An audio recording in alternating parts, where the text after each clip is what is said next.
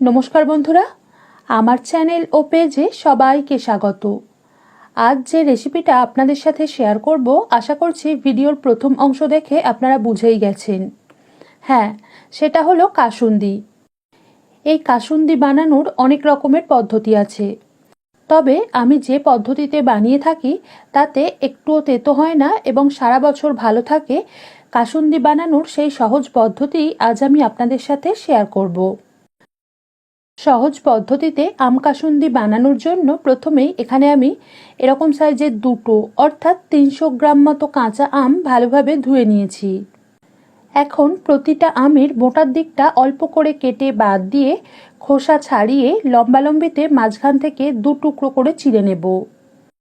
তারপর আটিটাকে ফেলে দিয়ে আটির বাইরের এই শক্ত আবরণটাকেও কেটে বাদ দিয়ে দেব। এবার এরকম ছোট ছোট টুকরো করে কেটে নেব। এবার একটা পরিষ্কার ও শুকনো মিক্সির জারে এরকম চামচের 2 টেবিল চামচ কালো সর্ষে আর 2 টেবিল চামচ হলুদ বা রাই সর্ষের মধ্যে 1 টেবিল চামচ হলুদ গুঁড়ো এবং স্বাদ অনুযায়ী নুন দিয়ে প্রথমে জল ছাড়াই শুকনো মিহি করে গুঁড়িয়ে নেব।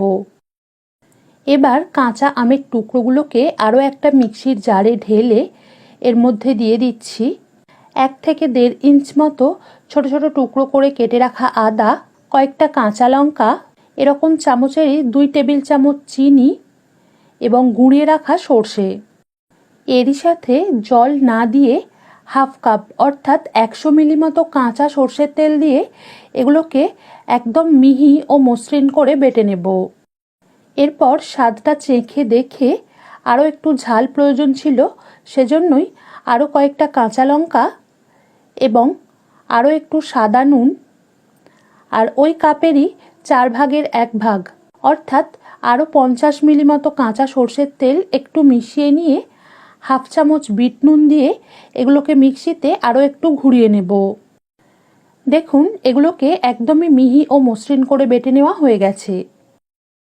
এবার একটা কড়াইতে পুরো মিশ্রণটা ঢেলে গ্যাস একদম কমিয়ে লোতে রেখে ঠিক 1.5 থেকে 2 মিনিট মতো একটু নেড়ে নেব। তবে গ্যাস কমিয়ে রেখে 1.5 থেকে 2 মিনিটের বেশি নাড়ার কিন্তু কোনো দরকার নেই, বেশি নাড়লে আবার তেতো হয়ে যাওয়ার সম্ভাবনা থাকবে। গ্যাস জেলে রেখে যদি 1.5 থেকে 2 মিনিটের বেশি এটাকে নাড়েন তাহলে কিন্তু রেসিপির স্বাদটা সামান্য একটু তেতো হয়ে যাওয়ার সম্ভাবনা থাকবে। ঠিক 2 মিনিট পর গ্যাস বন্ধ করে এর মধ্যে এরকম চামচেরই 2 টেবিল চামচ অর্থাৎ 30 থেকে 40 মিলি মতো ভিনিগার মিশিয়ে নেব। এটা প্রিজারভেটিভের কাজ করে কাসুন্দিটাকে দীর্ঘদিন পর্যন্ত ভালো রাখতে সাহায্য করবে। তারপর কাসুন্দিটা পুরোপুরি ঠান্ডা হয়ে গেলে আরও 2 টেবিল চামচ মতো কাঁচা সর্ষের তেল মিশিয়ে নেব।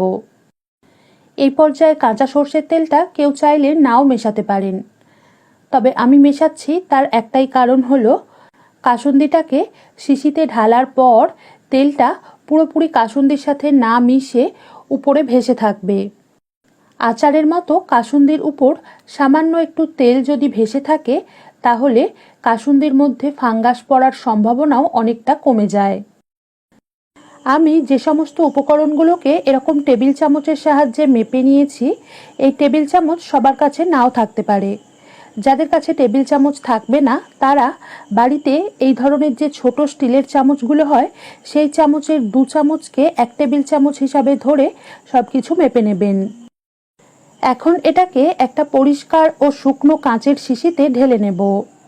এইভাবে বানানো কাসুন্দি আপনারা যেমন কাটলেট জাতীয় খাবারের সাথে ডিপ হিসাবে পরিবেশন করতে পারেন, আবার শাক, মাছ, করলা বা উচ্ছে, বেগুন অথবা ঝিঙে ও পটল রান্নাতেও ব্যবহার করতে পারেন।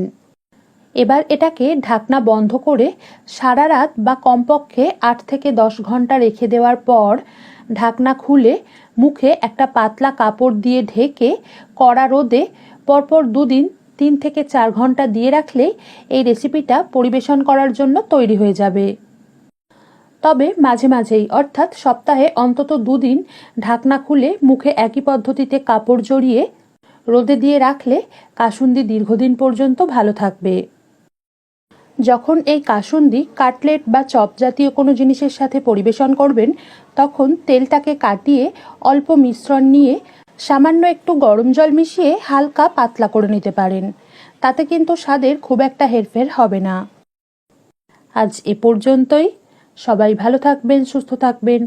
ধন্যবাদ।